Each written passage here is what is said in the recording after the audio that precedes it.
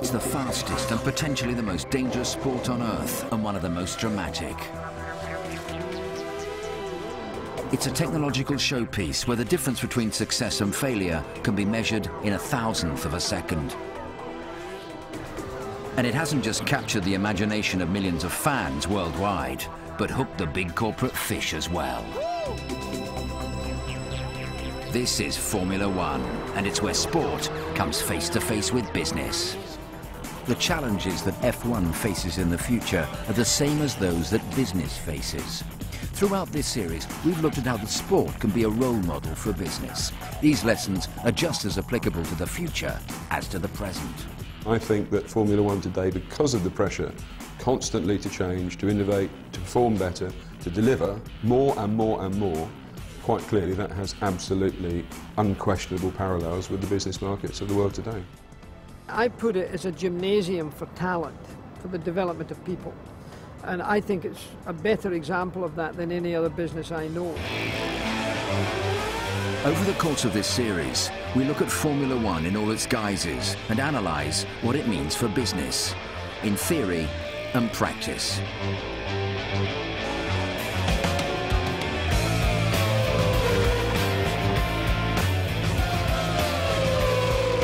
From the factory floor to corporate boardroom, we examine the relationship between Formula One and the business that drives it.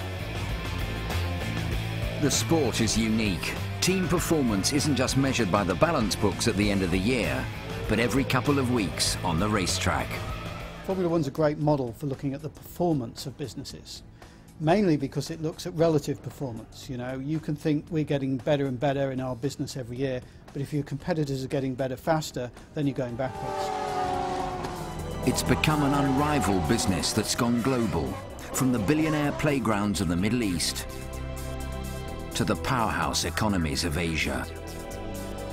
For 2 hours on a Sunday afternoon, it's a sport. The rest of the time, it's business. Even in the teams that manufacture many parts for their cars, only about 40% of what goes in the car they make in-house. A good 60% of the parts are manufactured elsewhere. So these parts have to be manufactured to a certain standard. They have to be delivered in the right place at the right time. So learning to work effectively with your partners outside the organization in an efficient, lean way becomes crucial for success. Clearly, a Formula One car, like a business, is a fully integrated package. It's not just about a front wing, it's not just about an engine. When you bring together the engine department, the gearbox guys, the aero men, the tyre men, what you're actually doing is you're bringing the heart of the company together. The Formula One car is a constantly moving platform of technology and performance. What's a company if it's not a constantly moving platform of technology and performance? It's the same thing. In business, every single day you've got a customer interaction. Every single hour you've got a customer interaction. And each one of those is like a mini Grand Prix. You have to run your race, and then at the end of the day you have to count the points and then figure out what you're going to do better the next day.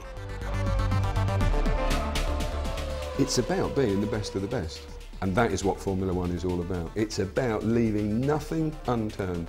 And if you can take that message via an involvement, whether it's management training, whether it's through sponsorship, whether it's through manufacturing, back into the general business marketplace, I can only see that's a good thing. I can't see it as a bad thing. Everything about Formula One is at the top end of the scale, from the technology it uses to the money it raises and the performance of its people. It operates in an ultra-competitive sporting and commercial environment where only the best-run teams will survive. They've had to perfect ways of optimizing their performance while working at their financial, technological and human limit. The methods they've adopted are just as relevant for any organization which hopes to succeed in today's dynamic business environment. In the next show, we look at the great leaders of Formula One and their strategies for success. We compare them to their commercial counterparts and examine what makes a winning team and a successful business.